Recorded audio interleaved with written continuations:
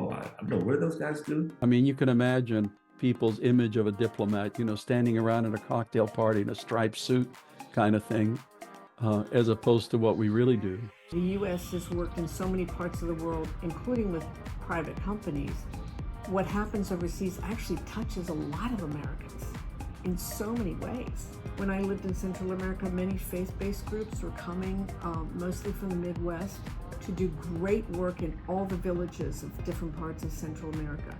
And for the young kids that participated, it was great to see them on the planes. They were all excited. They were going on a trip. And they were transformed. They wanted to work to fight poverty. They were transformed by it. So if you're touched, you know that what happens in the world is important to you. It's not just growing soybeans. We just really have not done a really good job of articulating to our mass public about the importance of diplomacy and development. It's both. You need both of those. We should be rewarding our diplomats who actually go out to, hometowns and other places and make a point of explaining to the American public what we do and how we do it.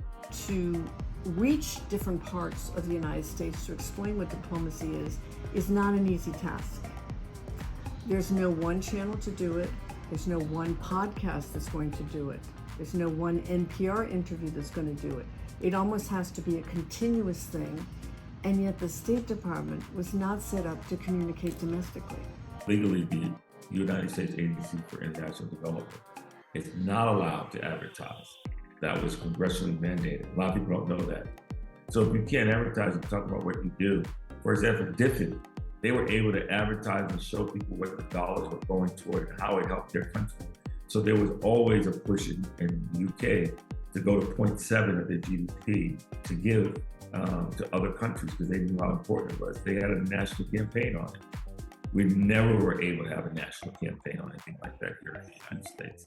And that's our misfortune, to be honest with you. You need a program. You need to have some kind of a structure. So yeah, I think it should be run from the State Department, but that requires, dedicating some resources to that.